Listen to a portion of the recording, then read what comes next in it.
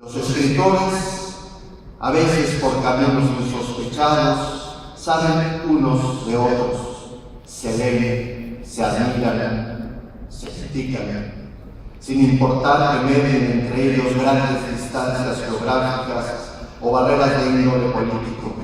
Como la unidad, los muros, sus palabras trasminan todas las fronteras.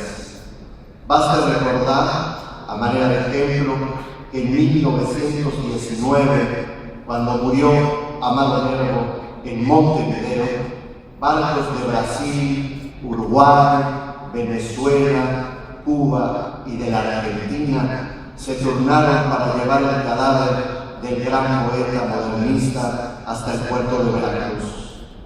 Fue un hecho sin precedentes. Pocas veces se ha rendido a un poeta un homenaje parecido y de carácter continental. Este episodio nos habla de la vocación que tiene nuestra lengua por configurar una geografía paralela a las vicisitudes de cada nación.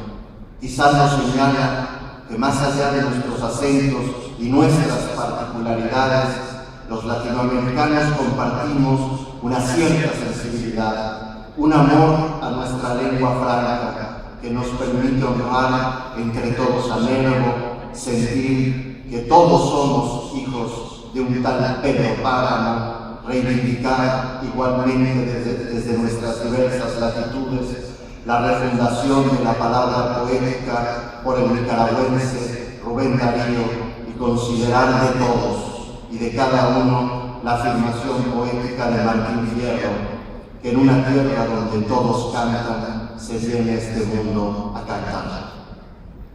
Por eso celebramos cada vez que la palabra en el libro nos convoca, la unidad formada por nuestras diferencias, esta diversidad creativa capaz de hacernos convivir, de permitirnos compartir vidas e historias, alegrías y tragedias, y de mantener vigente entre todos un diálogo ininterrumpido, fraterno y fecundo. Ejemplo de la enorme riqueza común que constituye la palabra compartida es la relación de admiración y cariño que existió entre Alfonso Reyes y Jorge Luis Borges. La historia los asimila a una idea que el polígrafo mexicano fomentó y promovió, la invención de América, idea que probablemente no era tan cercana a Borges, aunque fuera borgiana, y que más tarde Edmundo Bormann desmenuzaría. Pero lo importante es que Reyes y Borges fueron amigos, y a través suyo se formó una extensa red de afinidades y lecturas. No hay que olvidar que Reyes fue embajador mexicano en estas tierras, y eso le permitió establecer nexos duraderos entre escritores de ambos países. Mucho antes de que Borges se volviera tan popular en todo el continente, los cuentos del autor de ficciones eran celebrados por escritores mexicanos y la revista Azul era buscada como un tesoro que pasaba de mano en mano. Por eso también, años después, ya muerto Reyes, en sus cartas a José Bianco, Octavio Paz le pide al autor de Sombras suelen vestir que les envíe colaboraciones y agradecer sus consejos en la época de la revista Plural, aquel espacio editorial esencial para nuestra lengua que debió enfrentar, como tantas veces en nuestro continente, la intolerancia y la censura oficial.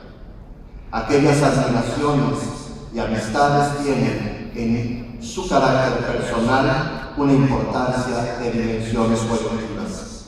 Escritores como Eduardo Mallea, Adolfo Bioy Casares, Manuel Mujica Láinez, Francisco Luis Bernardes, Rodolfo Walsh, dialogan con Martín Luis Guzmán, Mariano Azuela, José Revueltas y Juan Rulfo.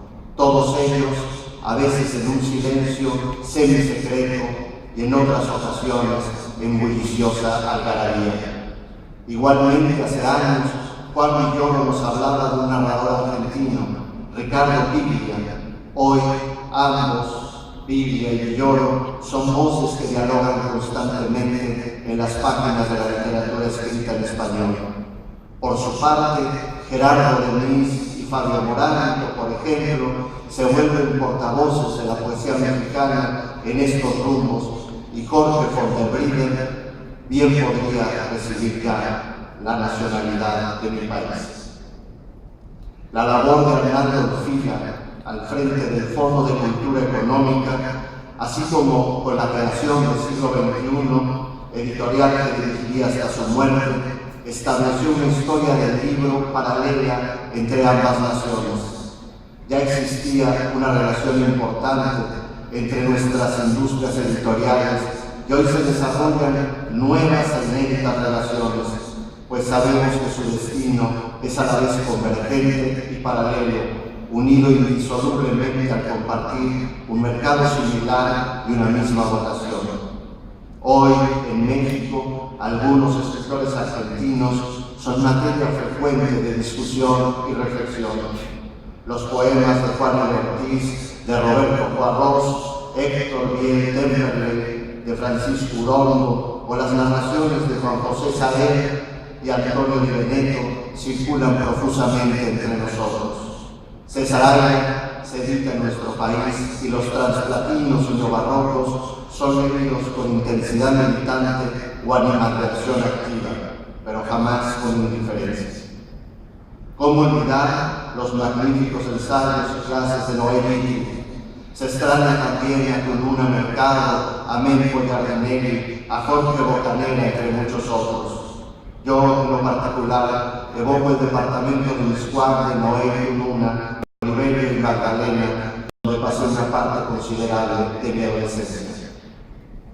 No sería prudente dejar de mencionar que la Ciudad de México es tierra de migraciones y asilo, que en 1939 recibió a los españoles republicanos y a una importante comunidad judía en los años de la Segunda Guerra Mundial, que en los años 60, 70 y 80 recibió exiliados guatemaltecos, colombianos, brasileños, haitianos, chilenos, uruguayos, salvadoreños, nicaragüenses y desde luego argentinos, perseguidos todos por los regímenes militares que pretendieron acabar con la libertad, la justicia y la inteligencia. Los argentinos que llegaron a México contribuyeron enormemente a enriquecer nuestra sociedad. Se integraron a universidades y editoriales, escribieron obras relevantes en mi país, tuvieron hijos y nietos y se volvieron ciudadanos de esa tierra del exilio, en su gran mayoría vecinos de la Ciudad de México, ciudad refugio que durante décadas ha sido hospitalaria con los perseguidos y que gracias a ello se ha visto recompensada por la cultura, la generosidad y el cariño de aquellos que han encontrado cobijo en la cuenca de Anáhuac. Entre los argentinos y los mexicanos surgió en estas décadas de exilio y convivencia incluso una forma cariñosa de referirse a los primeros, los argenenses, que ya no son ni de un lado ni del otro, sino de ambos, y suspiran por un buen asado cuando están en la Ciudad de México, así como extrañan el tequila y los tacos cuando están en Buenos Aires. Los argenenses nos han dejado una huella muy profunda. En esta feria se hablará de algunos de ellos, de Hugo Boll y su labor de magisterio y divulgación en poesía y poética, de Néstor García Canclini, que nos acompañará durante estos días, que ha aportado su voz crítica a nuestra contemporaneidad cultural, de Juan Gelman y su voz lírica. Por cierto, que con Gelman, Mara Lamadrid y la familia que formaron entre los dos, he mantenido durante décadas una entrañable amistad, vigente con quienes sobrevivieron al poeta. Por eso no quiero dejar de recordar el arrojo argenense de Juan, que antes de morir pidió que sus cenizas fueran esparcidas, nada menos y nada más que en Nepantla, en la tierra que vio nacer a Sor Juana Inés de la Cruz, la madre de la poesía mexicana. El padre, creo yo, es el rey de Zacatlán. De manera que en un acto muy de galán poeta argentino, Juan Gelman se regaló la posibilidad de compartir un cachito del paraíso y la eternidad con nuestra bellísima musa.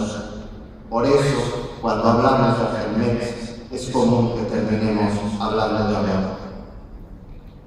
Con la literatura mexicana, a la que se suma la palabra de antropólogos, arqueólogos, pensadores, editores y promotores del libro y la lectura, que ahora desembarcan en este puerto del Río de la Plata, llega también algo de la semilla ya germinada y florecida que sembró el exilio argentino en México. Vale la pena señalar que hoy la invitada es la Ciudad de México, ciudad de ciudades, ciudad de libertades, ciudad refugio de diversidad, de cultura, urbe y lago, de dimensiones inabarcables, ciudad que se construye, reconstruye y reinventa todos los días. Estoy consciente que ustedes reciben constantes noticias sobre la violencia en el país. Se trata de una atroz realidad que no vamos a negar. En la Ciudad de México postulamos que la cultura es una herramienta poderosa para erradicar tal flagelo.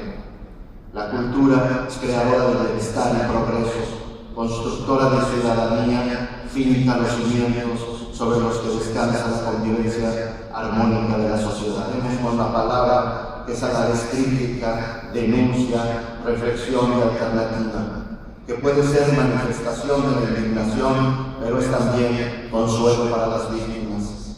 Por eso quiero agradecer a nombre de la Ciudad de México el interés y la solidaridad que han mostrado numerosos ciudadanos argentinos con las víctimas de la violencia en México, en particular con los padres y compañeros de los normalistas asesinados y desaparecidos en Ayotzinapa.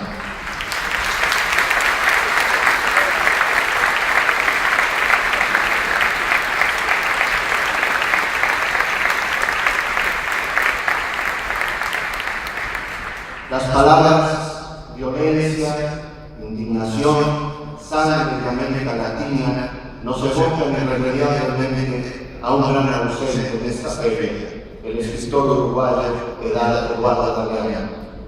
Como si las palabras tuvieran dedos, como un contacto real con el lector, así entendía Galeano la relación entre el escritor y su lector. A través de sus relatos, cuentos y pinceladas, nos fuimos reconociendo una vez más latinoamericanos. América Latina, decía, es el reino de la diversidad. Escribir y leer le dio la certeza de que las palabras que brotan de una página tocan la cara de quienes las están leyendo. Gracias a Galeano entendimos, entre otras cosas, que la utopía nos sirve para caminar y que por eso no podemos renunciar jamás a ella. A lo largo de las próximas 3 semanas, más de 60 escritores, artistas e intelectuales mexicanos estarán en Buenos Aires ofreciendo sus ideas y sus creaciones. El acento mexicano, o mejor dicho, el acento chilango, se escuchará en los pasillos de la feria, en los foros y en sus calles. Esto no habría sido posible sin el trabajo y la colaboración de un extenso grupo de personas, organismos e instituciones de ambas ciudades. Cabe entonces agradecer la colaboración de la Secretaría de Relaciones Exteriores, del Consejo Nacional para la Cultura y las Artes de México. Muchas gracias igualmente a la Embajada de México en Argentina y particularmente al embajador Fernando Jorge Castro Trenti. Muchas gracias a usted y a su personal. Gracias también a Patricia Vaca Narvaja, embajadora de Argentina en México, y a todo su equipo. Gracias a la Cámara de la Industria Editorial Mexicana, a la Asociación de Editoriales Mexicanas Independientes, a Jorge Fonderride por sus valiosas opiniones y sugerencias para la consolidación de nuestro programa. Gracias a todos, sin su ayuda nuestra participación en esta fiesta no habría sido posible. Pero sobre todo, gracias a las autoridades de la Feria Internacional del Libro de Buenos Aires. a la Fundación del Libro y a su presidente, Martín Gremes-Pacher. Gracias Argentina, gracias Buenos Aires, gracias porteños por su cariño y generosidad. Gracias a todos por estar aquí.